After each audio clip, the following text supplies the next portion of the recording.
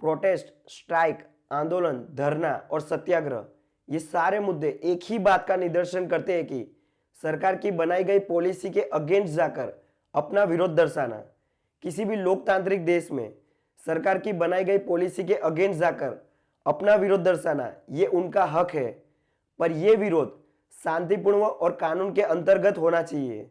जिसे शुरुआती दौर में अंग्रेजों के समय होने वाले आंदोलन, पर कुछ आंदोलन, कुछ सत्याग्रह, कुछ स्ट्राइक ऐसे भी थे जिनमें जनजीवन छिन्न भिन्न हो गए। भारत देश में चल रही फार्मर स्ट्राइक को दुनिया की सबसे बड़ी स्ट्राइक घोषित कर दी गई है, जिनमें भारत के 25 करोड़ से ऊपर किसान भाई जो सरकार की नई बनाई गई पॉलिसी के अगेंस्ट जाकर अपना विरोध दर्शा रहे, और ये विरोध धीरे धीरे हिंसक बनते जा रहा है। भारत में ज्यादातर प्रोटेस्ट जो कानून के विपरीत दिशा में जाते हुए दिख रहे। कोई भी मांग को सरकार समक्ष रखने के लिए स्ट्राइक को सबसे प्रभावशाली हथियार माना जाता है, जिनमें सामूहिक तौर से कार्य को रोक दिया जाता है या कार्य करने से इनकार कर दिया जाता है। किसी भी स्ट्राइक पर उतरने से पहले उनके बारे में संपूर्ण जानकारी लें कि हम स्ट्राइक क्यों कर रहे हैं, स्ट्राइक करने से हमें फायदा होगा या नुकसान, सरकार की बनाई गई पॉलिसी सही में गलत है या नहीं। भारत देश में ज्यादातर होने वाले स्ट्राइक में भारत देश को और खुद को भी आर्थिक नुकसानी की तरफ धकेल रहे, जैसे कि काम पूरी तरह से बंद कर देना, रेल की पटरी पर लेट जाना, रोड ब्लॉक कर देना, ट्रांसपोर्टेशन बंद कर देना, पब्लिक पैलेस को बंद कर देना। साहब, हमारी जात के ड्राइवर पे दूसरे धर्म के हवलदार ने बस चढ़ा दी। हमने क्या चुड़िया पहन रखी है?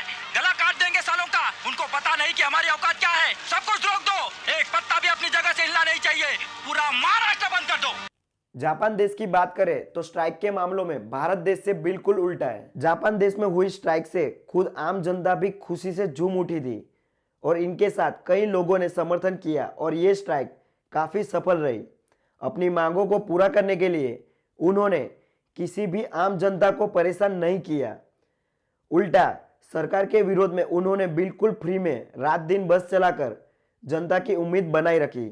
इन सभी का मानना यही है कि स्ट्राइक ऐसी करो कि सरकार का विरोध भी हो और देश को नुकसान भी ना हो। बेहतर यही होगा कि प्रोटेस्ट करने वाले अपनी शक्तियों का अच्छे काम में और सकारात्मक ढंग से उनका उपयोग करें।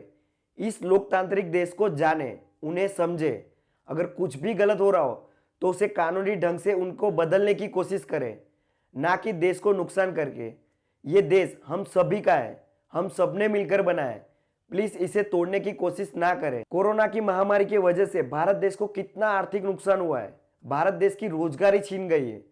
भारत देश में ये स्ट्राइक करके और नुकसान की तरफ धकेलना कितना सही होगा?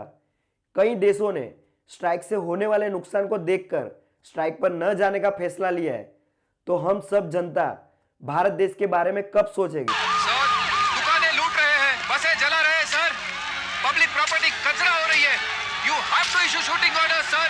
अरे शूटिंग ऑर्डर देना होता तो कब का दे चुका होता। कुछ बसें जलती हैं तो जलने दो, दुकानें लुटती हैं तो लुटने दो।